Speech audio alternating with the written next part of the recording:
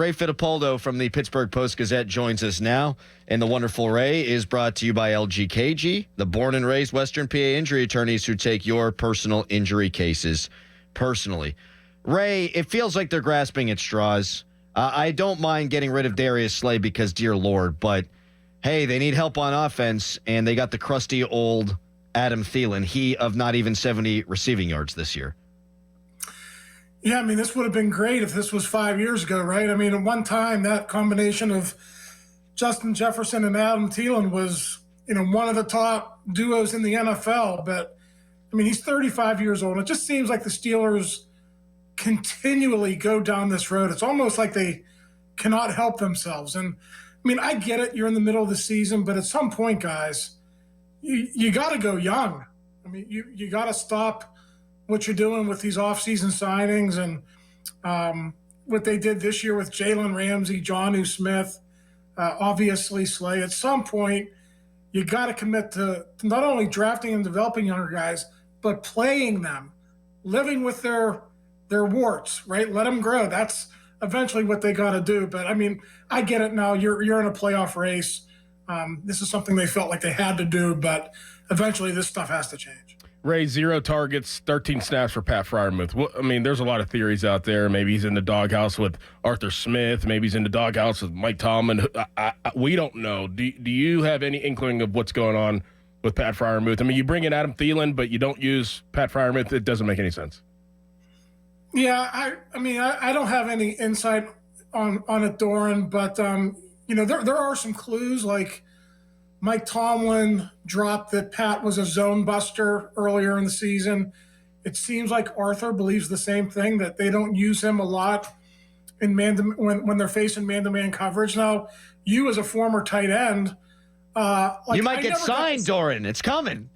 Yeah, I mean, I never got the sense in previous years that Pat Freiermuth was not good at getting open against man. That's like, to me, that's a new thing this season. I thought he was somebody who could play against any defense, but obviously they changed their tune this year. Maybe it's as simple as Jonnu Smith is Arthur Smith's guy.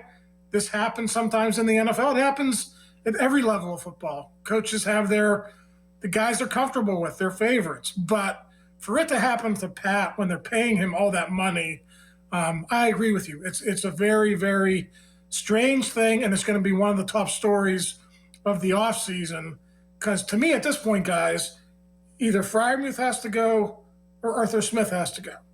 I don't see this continuing beyond the season. I mean, from my estimation, it's not about what he can't do in the passing game against man coverage. It's more about what he can't do in the running game and blocking. That might have a lot to do with the snap counts being low, of them running wanting to run a certain type of offense when they run the ball, and he's just not capable of blocking the defensive end. And they think Jonnu Smith is the better receiver of the two. Right. Yeah. I get that, but for Jonnu Smith to play as much as he does, I know. Right, you can't tell me that Jonnu Smith is only in there in passing situations, because he's also in there when they run the ball too. But, on fourth down and 2 from the goal line. Yeah. By the way, Jonnu Smith, this is incredible. Jonnu Smith has 30 catches for 190 yards. That is a whopping 6.3 yards per catch. That is... I could do that. I could literally do that right now. I agree with you. Right now. Don't you say it, though. Don't you make that. They will call you. That is fine. I will take the paycheck. You're going to leave me? Spencer Anderson can do that. Right.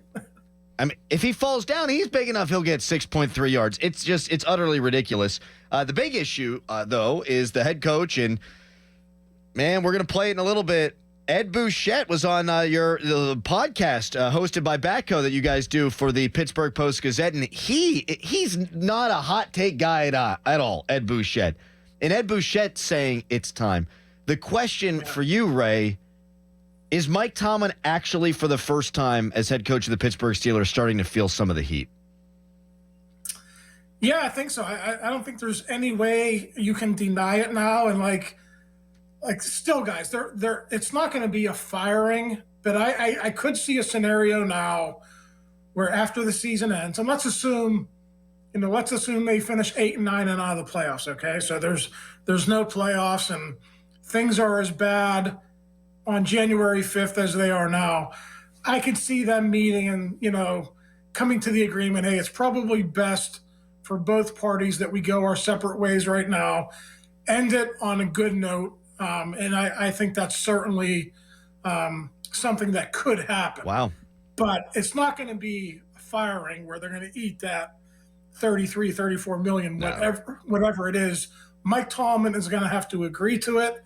And maybe he will. Maybe at this point, he also sees the writing on the wall. He's not getting through to these guys like he once did. So things change all the time. A year ago, I wouldn't have sung this tune to you guys, but I think at this point, it's definitely something that we have to consider here in a month or so.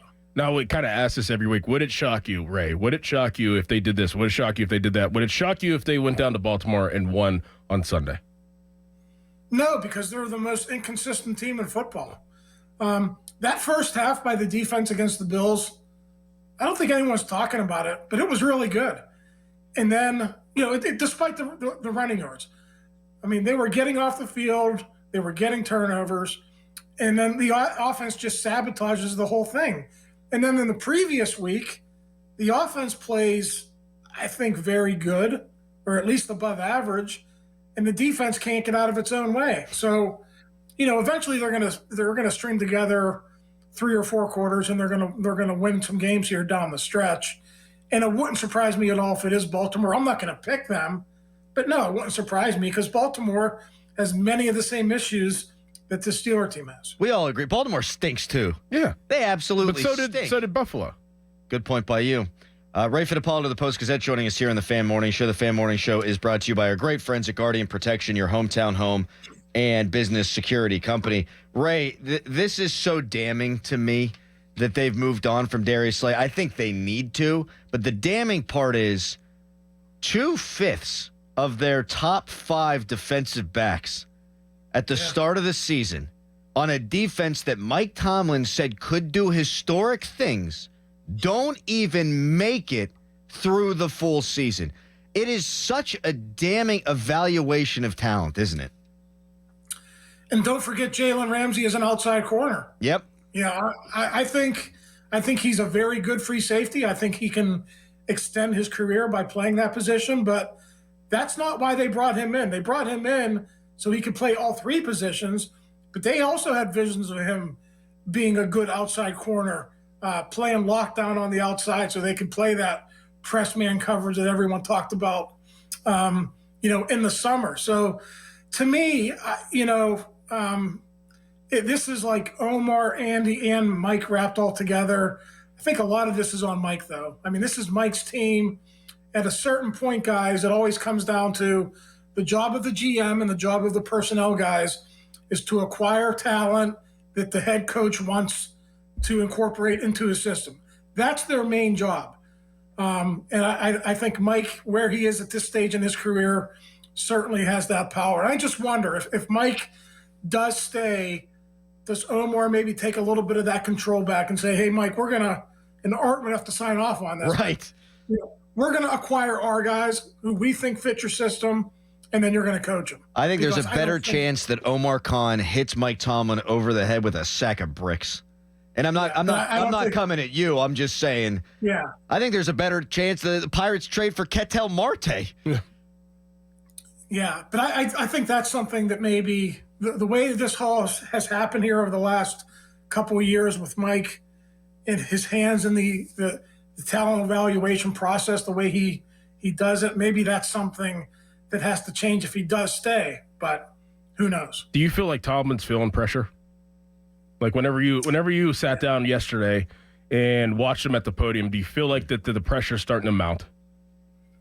That's a hard read for me. I don't know about you guys. He looks a little bit weathered to me. Like this whole season, I'm with you on that. Yep. Yeah. Like his eyes, his face. Have you guys noticed that? Yes, absolutely.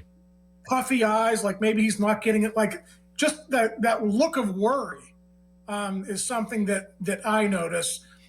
For me to say it really truly gets under his skin and bothers him. I don't know the answer to that question, but I think this season has really worn on him like maybe other seasons have not. As somebody who every time I look in the mirror, the bags in the eyes get deeper and deeper, I feel like I'm allowed to say what you have just said. I totally agree with that. And I would never accuse Mike Tomlin of not busting his ass like that. I would say that it's born from that. But you think he's feeling any heat from in the building? Like you talk to these players all the time on and off the record. Is there any doubt that these guys believe in his direction, his leadership? Well, they all still believe in Mike Tomlin, but how can they believe in what's going on right now? I mean, it's hard to completely buy in when everything they're doing, or a lot of what they're doing, simply is not working. I mean, you guys heard TJ on the podium after the game. You know, I got the idea from that either they weren't trying to make adjustments or the adjustments they were making were not working. And either way you slice it, I mean, that's the coaching not helping out the players and getting the job done. So, yeah, to answer your question, I still think those guys like Mike Tomlin. They believe in him, but I think it's getting harder and harder to believe in him when the systems aren't working, they're not winning, and they're not helping the players succeed on the field. Ray, you have never looked better. I just wanted to throw that out there before we say goodbye. Thanks, guys. Appreciate it. We'll talk to you next week. That's the great Ray Fittipaldo of the Pittsburgh Post-Gazette.